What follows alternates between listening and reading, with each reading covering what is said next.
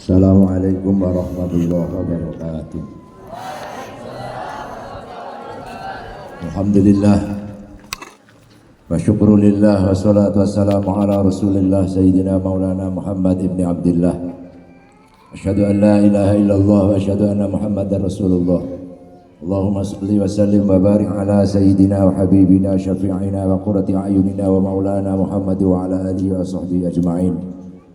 Wa ba'du, segenap para masyayikh, para asatid, dewan asatid, para guru, para santri, putra putri yang saya hormati. Pertama, mewakili pesantren Nurul Huda dan santri Pondok Pesantren Huda Islami mengucapkan selamat atas pelantikan Presiden Republik Indonesia yang ke-8. Beliau Bapak Jenderal Purnawirawan Prabowo Subianto dan Wakil Presiden beliau Bapak Gibran Rakabuming Raka. Mudah-mudahan kepemimpinan beliau mendatangkan kebaikan kemanfaatan bagi seluruh masyarakat bangsa Indonesia. Yang kedua, tema Hari Santri tahun ini adalah menyambung juang merengkuh masa depan. Ini maknanya bahwa perjuangan itu tidak boleh berhenti. Kaum santri tidak boleh stagnan. Kaum santri tidak boleh apatis.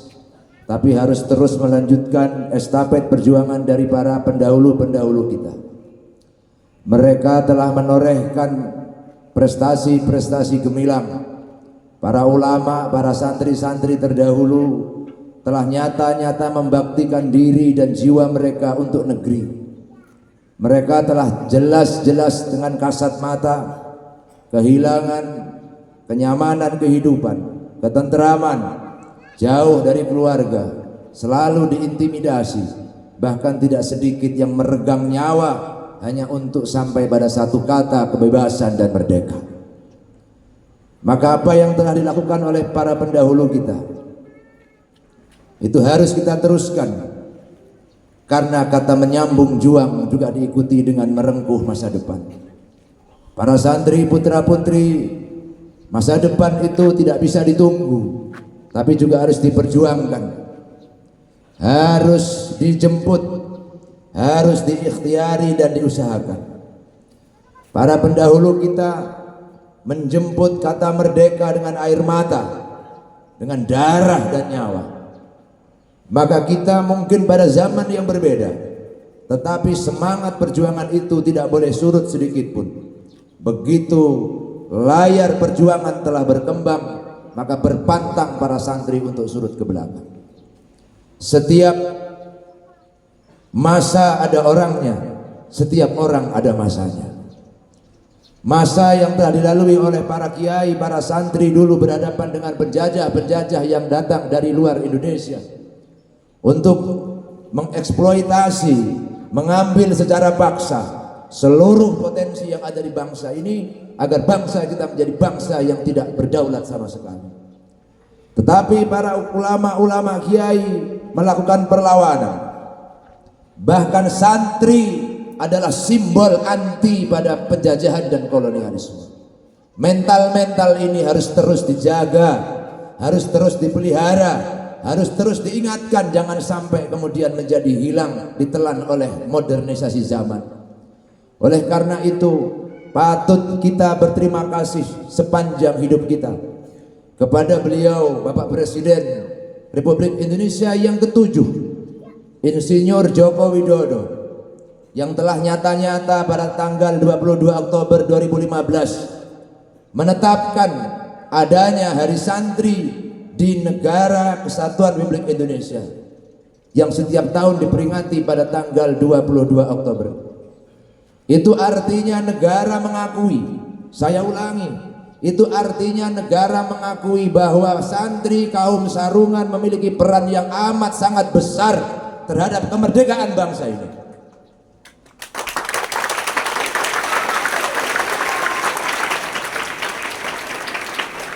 Tahukah saudara-saudara bahwa selama ini kaum sarungan itu dianggap sebagai orang-orang pinggiran? Tahukah saudara bahwa selama ini peran serta para santri dianggap hanya seperti angin lalu yang tidak memiliki kontribusi apapun terhadap kemerdekaan ini. Ini disembunyikan oleh orang-orang yang menganggap bahwa kita para santri tidak memiliki andil apapun terhadap kemerdekaan. Tetapi orang Jawa mengatakan, becik ketitik olo ketoro. Kebaikan, kebenaran tidak akan pernah bisa dibungkam karena dia memiliki jalannya sendiri. Sejarah akan punya ceritanya sendiri.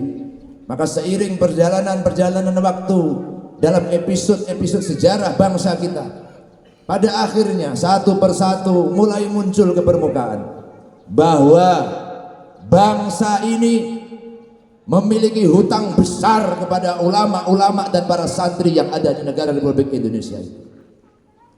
Bangsa ini harus meletakkan para ulama, para kiai, para santri pada porsi yang pas, porsi yang benar.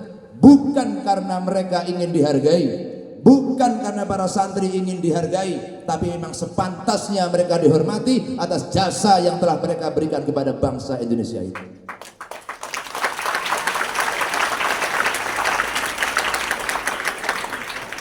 Terakhir, saudara-saudara, untuk kita ingat, perjuangan ini masih panjang.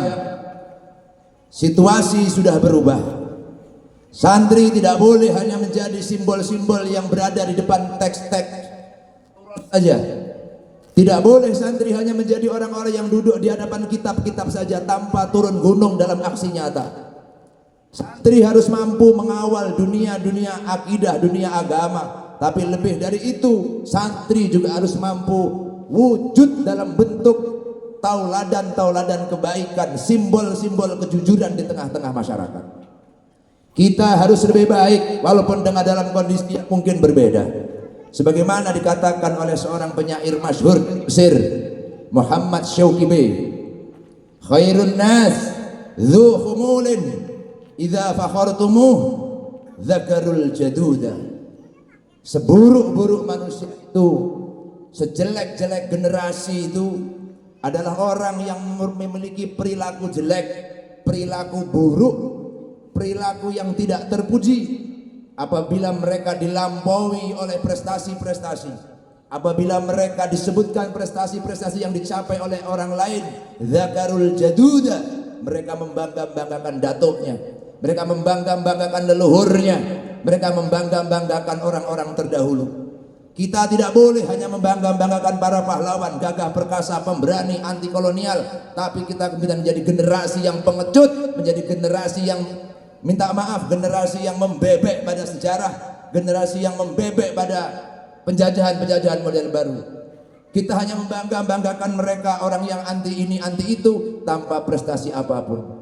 Wa khairun nas, sebaik-baik manusia itu adalah dzu syarafin qadimin, orang yang memiliki leluhur-leluhur yang mulia, yang tangguh, yang perkasa, aqama li nafsihi syarafan jadida. Tapi mereka tidak berpuas diri dengan itu, dan mereka juga memiliki prestasi yang layak, yang pantas untuk diapresiasi dan untuk dipuji. Penutup,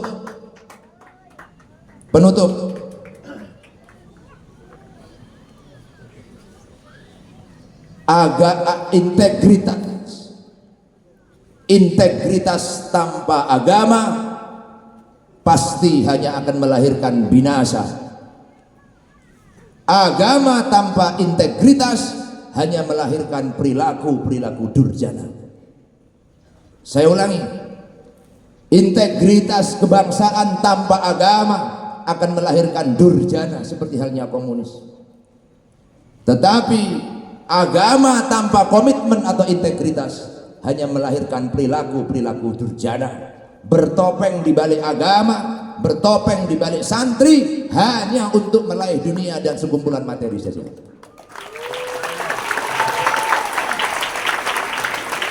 Maka kita pada hari ini harus menjadi apa yang dikatakan oleh para kiai-kiai Nahdlatul Ulama, generasi yang tawassut, generasi yang tawazun, generasi yang bisa mensinkronkan antara kepentingan duniawi dan kepentingan ukhrawi dalam bimbingan Allah Subhanahu wa taala. Terima kasih. Wallahul muwaffiq ila aqwamit thoriq. Wassalamualaikum warahmatullahi wabarakatuh.